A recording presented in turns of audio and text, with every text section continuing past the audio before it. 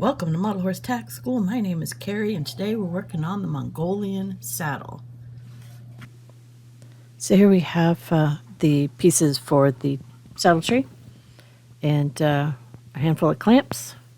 First thing we're going to do is we're going to glue the aluminum to the wrong side of one of the there's a pommel here. Pommel pieces, make sure it's flush at the bottom. So there should be a lip around the top edge for pretty good connection between the front and the back. There we go. So now we want this to be flush all the way around. If it's not flush, you'll have to cut it. So do your best to get it flush. And we'll clamp that, set it aside to at least set up. Can take a while with the aluminum, 5-10 minutes. This is all sped up because I do not work at this speed. I'm pretty leisurely when I make my tack. It's supposed to be fun. It's not supposed to be a race. So we're going to do the same for the cantle. Bottom is flush. Should be a lip of leather all the way around the top. Same thing. I didn't get that lip very well, so I'm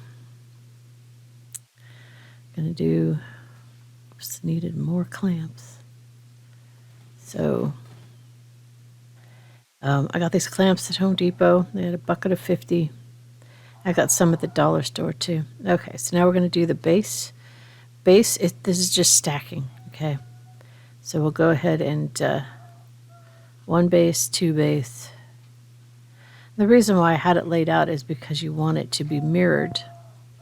So you want to make sure that one side will have the long piece and the other side will have the short piece. Make sure everything's nice and flush. Now we'll have to cut it next time, or cut it later. I'm going to do the same thing here, just stacking. Can't get it any easier than this for you guys. Just stack them. Make sure everything's flush. Now, this is mirrored, so make sure you hold it mirrored so that you, again, have the front has the short piece and the back has the long piece. Okay, you see that, how they're mirrored? That's important. Okay, we're going to stack.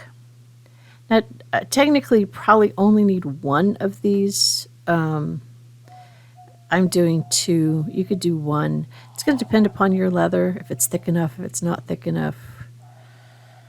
If you're doing mixed leather, but you really only need one. And then on this here, you take and you're going to glue that to the back.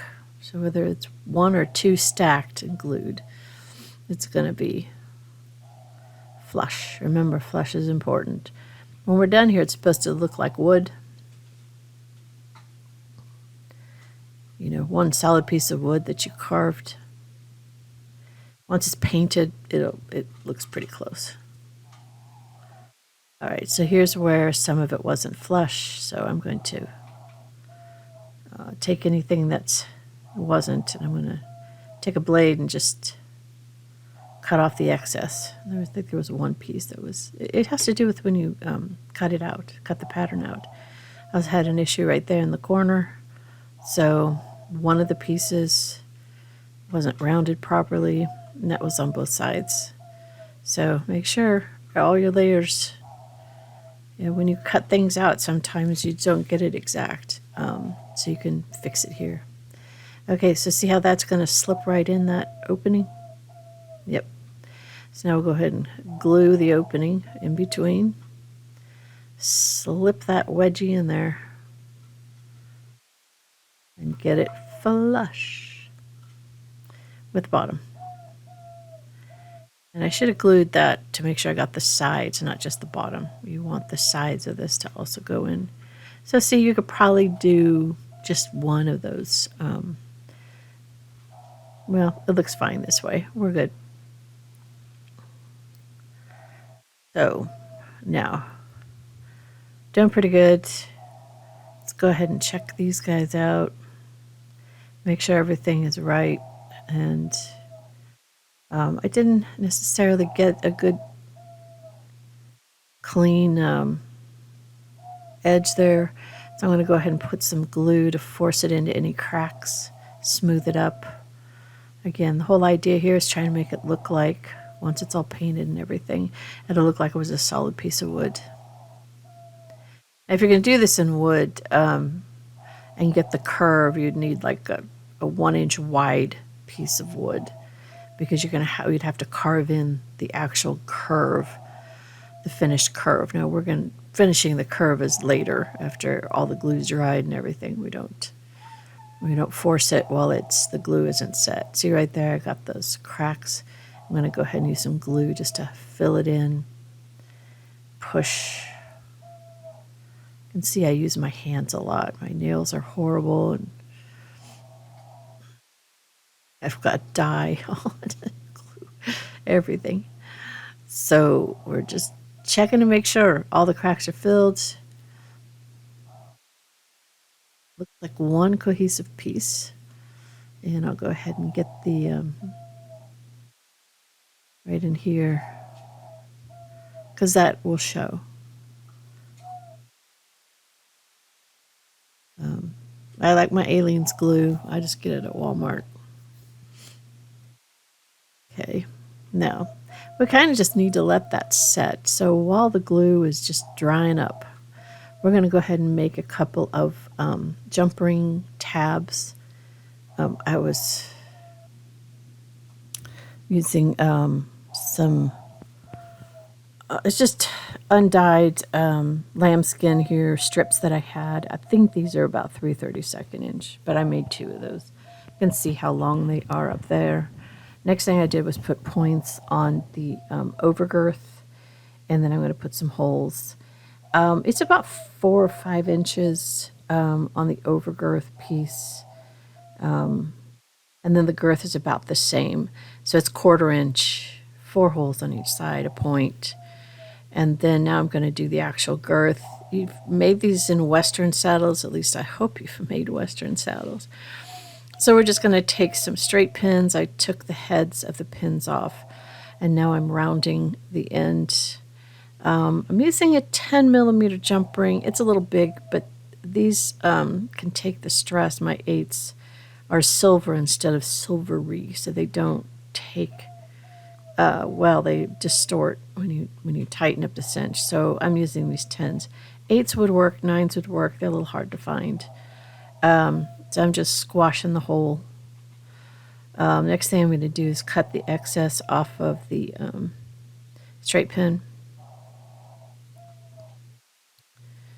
And then, like I said, if you've made Western girths before, your next step is to take that other piece of 4-inch.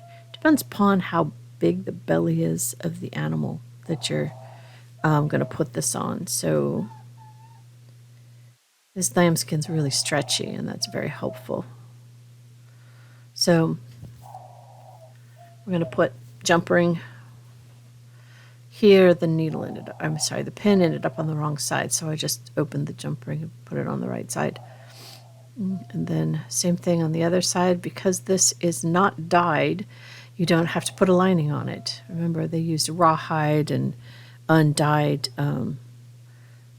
leathers a lot because they had lamb and goat. All right.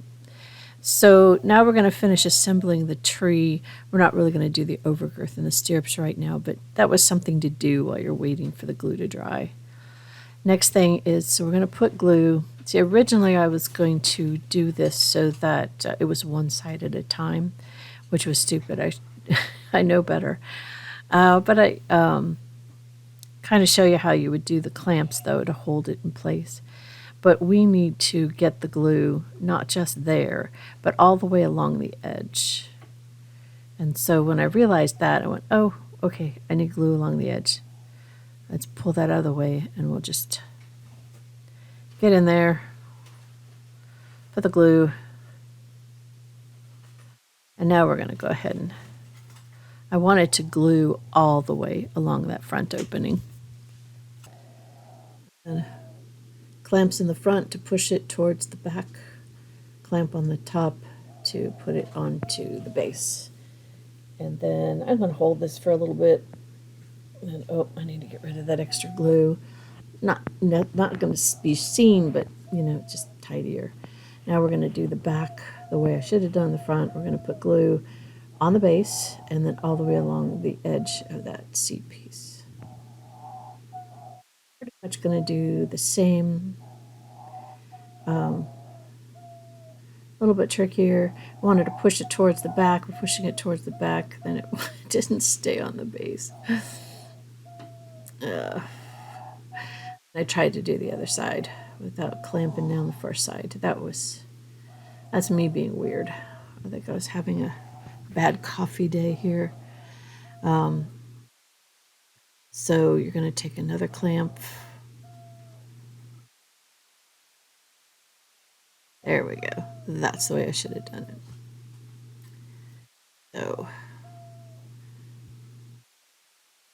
base up against the seat, down on top of the base. So,